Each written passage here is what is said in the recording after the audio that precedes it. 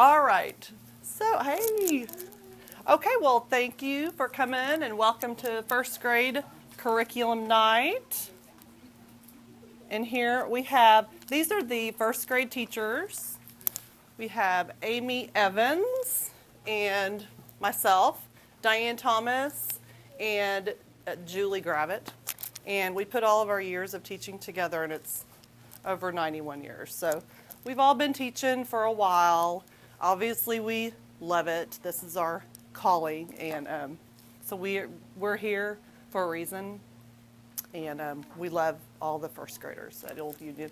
And your kids will also, by the end of the year, they'll be looking to the other first grade teachers as just another teacher, because we have lunch together and we have recess together, and we're all together to help each other out. And thank you to PTO for purchasing a lot of our programs. They provide buses for field trips and some computer programs that we use, so we always want to say thank you. Kelly, did you want to mention, since we're at PTO, do you want to mention the Shutterfly account? Okay, I think, so PTO is done, in the past, so the way the class is organized for like volunteering and through the PTO is through a Shutterfly site. In the past, they've had everyone like sign their name and meet the teacher and put your address and all this kind of stuff in there, and it's been uploaded. But now they're doing it differently, where you'll send out an email. This is the way I understand it. Do you understand it the same way? Vaguely, Okay. but yeah. All right, and then it'll say, welcome to this site, click on this link, agree to be a part of the site, and then you'll enter in your own information.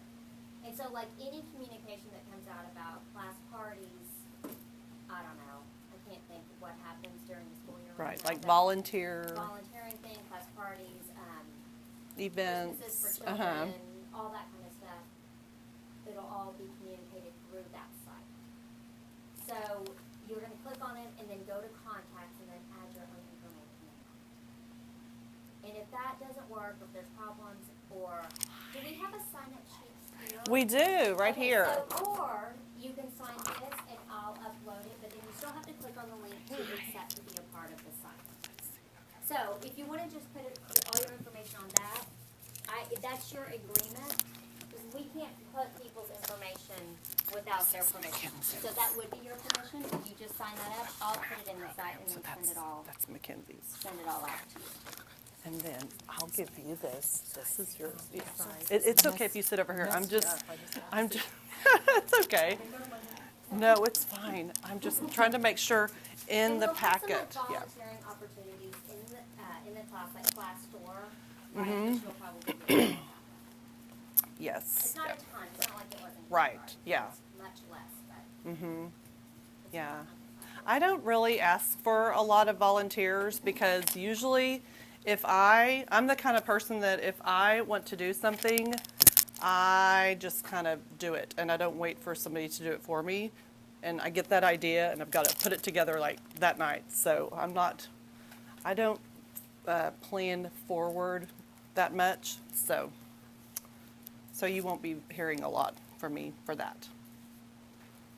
Okay, if you have not joined our Remind app, where have you gotten a text from me? This is a great way to communicate. It's pretty much like a group text, and I just text in a message and I send it out and it goes to everybody. And it's so easy to join. All you have to do is get your phone out if you're not part of it. And in the to section, this is who you're texting to, 81010. And in the message, it's the @ sign 78C65.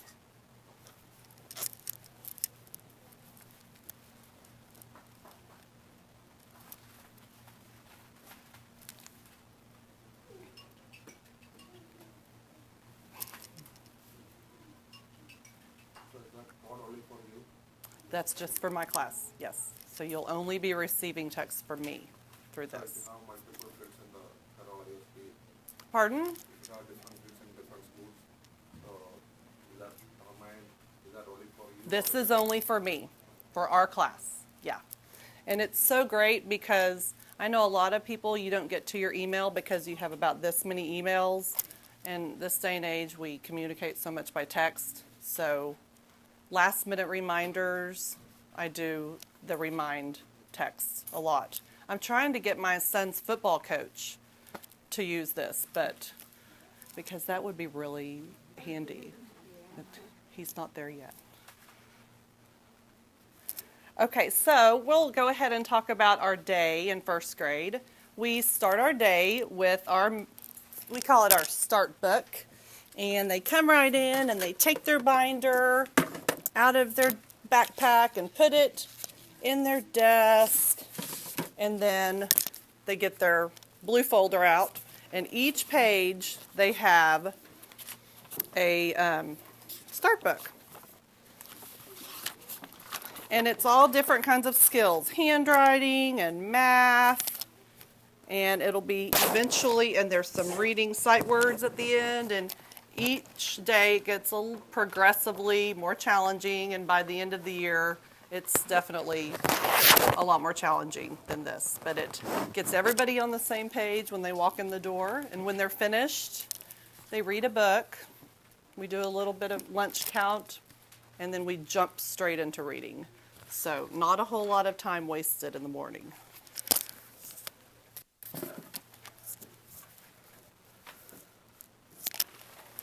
So, like I said, we jump right into reading.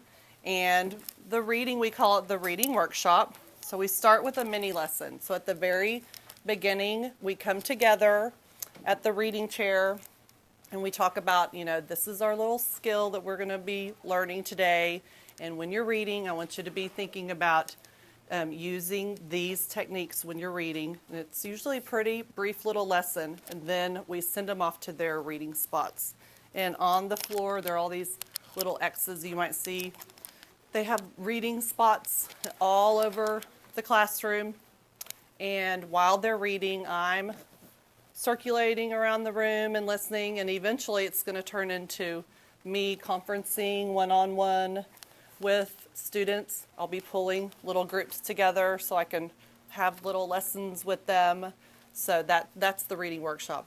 They're also situated close to their reading partner. So during the reading time, I'll say, okay, now we're going to get together with our partners. So scooch together, and they will do some partner reading. And I always tell them specifically, like, okay, if you are this partner, I want this partner to be the one that picks the book and read back and forth. And we'll talk about the different things that they can do as a partner.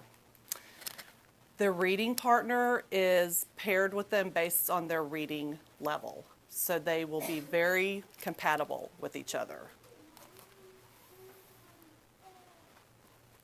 On Mondays, probably this Monday, we'll be sending a home reader with your child, and they will need to read and reread the book over and over again.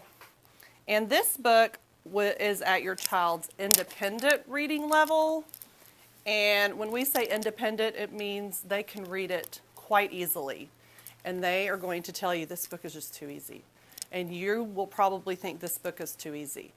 Well, we're working a lot more than we're working on more than just word recognition. We're working on fluency, like how the reading sounds. Are they stopping at the punctuation? Is their voice fluctuating with the characters? Are they reading too fast? Because reading fast is not actually a sign of good fluency. You've got to slow it down like you're talking. So we work on a lot of things with our independent reading. And you can work on comprehension a lot better when they're at their independent reading level. You can ask questions at the end such as, okay, well, tell me what happened in the story. And if they can retell the book, well, first this happened, and include almost all the different events, then they are understanding the story really well. And one of the most important questions that you can ask your child is, What do you think the author is trying to tell you in this story? Another way of saying that is, what kind of lesson can you learn? Over here we have, like, what's the big idea? Because ultimately, that's why we're reading. We're trying to get a message. And if they can get a message that's intended by the author, then they're really comprehending it. We read a book by Kevin Hinkes, and together we kind of came up with being different is a good thing with the book Chrysanthemum. And they might have different ideas of, well, I think it meant that all names are beautiful. Well, we have different ideas of what an author's message is, but as long as they can come up with their own message, and if it makes sense, then that's good. There's no perfect right or wrong answer with that. With math, we have our new textbook, and you've seen some of the homework come home, and I'm very pleased with it. It's really challenging. Have you seen? We do a lot of the concepts together, and a lot of it is online. We have access to the book online. There are quick little videos that demonstrate how to work the skills, and then we send home homework sometimes, and like I said, it's always optional. But I know that some parents love homework and some parents don't love homework, so this is a perfect, it's just good for either way. And then we will end up doing something called math stations after we're in the hang of the adopted textbook. And math stations will be after our formal classroom lesson. And what we'll do is each table will be doing a different, it'll be like a game or a hands-on activity that reinforces one of the concepts that we've learned. And so that day, this table will have one activity, and that table will have a different one, and that one will be different, and that one will be different, and it circulates. So everybody gets a chance to do the different activities. So it's a lot of review and a lot of hands-on. And Writer's Workshop, that's another very similar to Reading Workshop, but it's Writer's Workshop. We begin with a lesson at the beginning. We talk about the strategies that we can use, and then we send them off to write on their own. And today, that was how we earned our final point for the day, because I told them, I said, okay, we only have one more point to earn. If y'all just show me how hard you can work, then we'll get that point. It was amazing. They probably wrote for a good 15 or 20 minutes. I mean, for beginning of first grade, I mean, I turn on my classical music or my quiet music, and it helps get them focused. And we had kids just writing away. It was really neat. And I can't wait to show you a sample from the beginning of the year and then something from the end of the year, because they're going to make so much progress.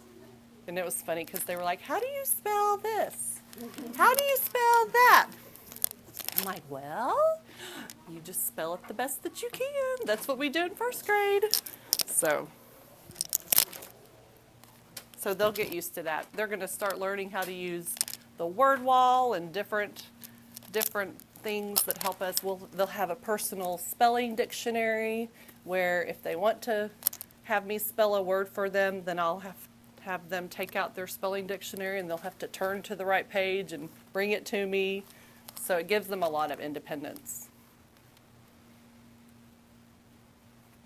Students end up loving writing. We always write based on personal experience. The fact that we spend so much time writing, they grow in many areas. The writing helps their spelling. It helps their reading. It helps, the fact that you just give them time to write, you just give them time, and it's not even me giving these formal lessons. I'm walking around and I'm guiding them, like, oh, remember, you make a capital I if it's standing all by itself. Or I meet with them one-on-one to have little strategy lessons. But it's really the bulk of them just writing writing, writing, writing. That's what helps them move along. Our spelling program, we haven't started spelling yet, is called Words Their Way.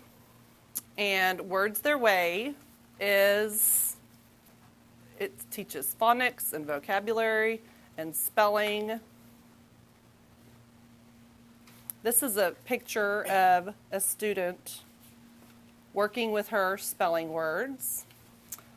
What we'll do in about 6 weeks is the reading teachers help us assess the children to see what developmental spelling stage they're in.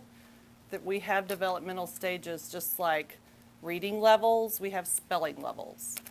And that's going to help us determine where we're going to start them. Last year in my class, I think I had 6 different spelling groups going. So, this little friend will probably have a different list than this friend, and this one will have a different, we'll have just different lists going on all over the place. But we're still doing the same activities, and so that's why it ends up working fine. And these are also, they will most likely end up making a really, really good grade on their spelling list, but that's the whole idea. We're not creating a spelling list for them to memorize, get 100, and then forget. We are working with words that have spelling patterns, and they are learning how to categorize the words to where it will end up making sense for them. They're sorting the words, and basically sorting mimics how we learn. If you're really learning something, you're probably organizing it into different categories. That's how we learn. Are they going to move teachers from spelling groups? In kindergarten, they do, and I know there might be some other classes, grade levels that do, but we don't. So our goal is to learn how to spell, not just memorize. And you have a copy of this, so that's why I'm not reading these word by word. So here's an example of some of the activities that we might do. At the beginning, we might draw and label on Monday. On Tuesday, we might have a buddy sort where they get together with another friend that has the same list. On Wednesday, we do a word hunt. The word hunt is actually my favorite because they have their notebook, and I let them walk all around the room and find words that have that spelling pattern, and look all around the room and look in different books. And then on Thursdays, we'll have our spelling test, and it'll have 10 spelling words from their list, and then there will be a bonus that they won't know what the bonus is, but it'll have the same spelling pattern. So they'll get a credit for their bonus if they get it right. And then on Friday, we get on our new word sorts. We'll begin our spelling in October.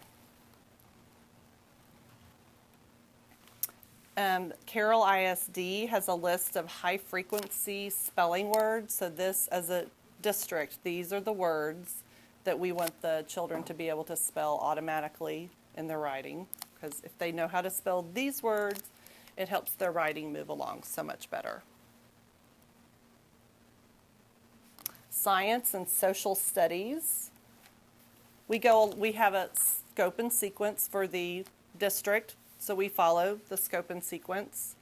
We have a new science adoption called STEM Scopes, and that's actually a program that's on the computer. So a lot of our activities we'll be doing, there are all kinds of videos and games that we can use, and we'll be doing a lot of hands-on experiments and activities that tie in with the STEM Scopes on the computer.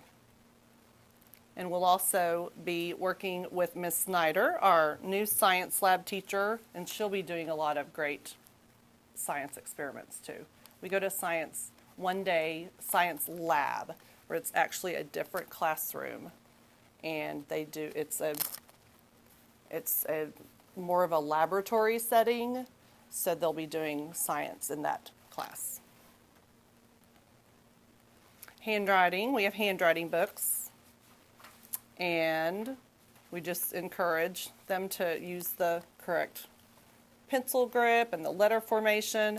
I don't really have a lot of lessons of, like, okay, we're going to sit down, we're going to learn how to write the letter A. We don't really have time for that, but I incorporate that into my writing, or maybe even when I'm doing math, I'll talk about how we never start at the bottom and go up. We always start at the top and go down. Or maybe you go sideways and then down.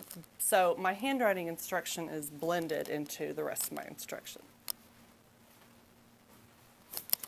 Our report card is based on, it's a standards-based report card. Instead of getting A's and B's, you're probably very familiar with this. In kindergarten, it's always been that way in kindergarten pretty much. So in first grade and second grade, it's still that way. Instead of just getting an A in reading, they get a score in how do they retell a story, how do they restate the main idea. And you get a score. Let's see. You'll be able to, and I'll get to that in one of the next slides. So you'll be able to access that online in Family Access. So there will be these scores, a 3, a 2, or a 1. And here it says 3 means it's a mastered expectation. They can do it independently, also consistently. They can do it independently, but all the time. And then 2 is the most common score that you will see on the report card. That means they're doing great, we're moving along, we're making progress, don't worry about anything. And 1 is below grade level. Your child, if they get a 1, I've already had a conversation with you about, oh, we're working on this skill, we're really struggling with this, so you won't be seeing a 1 unless you've had a conversation with me. And here it says you can get more information on the Carroll ISD webpage. Our discipline, you probably have already heard about our money in our classroom. So are your children motivated by the class money? Definitely. Definitely. So it works out really great. They get 5 cents a day, and they're collecting their little coins and saving up their money. And eventually, in a couple weeks, they're going to get to go to the class store. And they'll get to spend their money on all kinds of little treasures. So if you have any, like a junk drawer with lots of Happy Meal toys or little party favors that you just don't need anymore, feel free to send them my way, because that is what I stock my class store with. And it's funny because they'll end up seeing things that came from their house, and they'll end up buying it all over again. Because, wow, I used to have one of these, and they end up buying it. So it's funny. And so if I need to give them, write on their behavior chart. Thank you for coming. Bye. If I need to write on their behavior chart, I always have them give me a penny. And I write on their behavior chart -1. That means they gave me a penny. That was their consequence. And I write what the situation was. I always give them a reminder. I like to say reminder instead of warning. I always give reminders unless it's a situation that they don't really need a reminder. You just knew that you weren't supposed to do that. So we definitely learn that they're not in trouble. It's just a consequence, and that's just part of growing up. Thank you. Come on. They're binders. If you'll take them home every night and make sure you initial the behavior chart and then bring them back. It goes home, comes back, goes home, comes back. That is our main way of communicating. We have a blog, and that is always on the bottom of the signature on my email. If you'll make sure that you look at all their papers at night. And if you're trying to get in touch with me, you can email me, but if it's like at the end of the day, if you need to say, my child is actually going home with so-and-so instead of this person, if you email me at the end of the day, I might not get that email.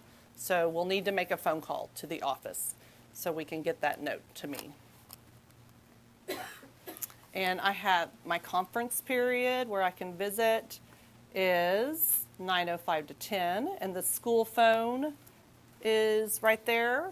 And then I also, I put my cell number on there. If you need to send me a quick text about something, I do not mind. I do not mind receiving the text. And my email. Our student of the week, we call it our star student. Each week will be showcased on our star student chart. Abigail was our first, and they get to write about favorites and such. And then we have a little photo over here, and every day the star student gets to have their own little show and tell, and we can let them shine for that week. They get that whole week. Abigail's been great. She's been really good. She hasn't forgotten anything. Excited about it. Yeah, she's been doing great.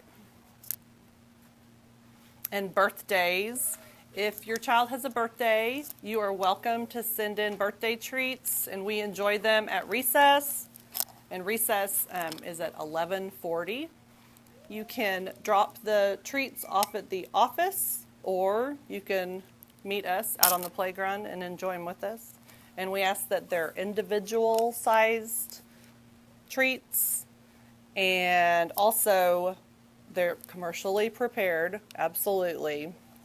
And yeah, please, no cutting.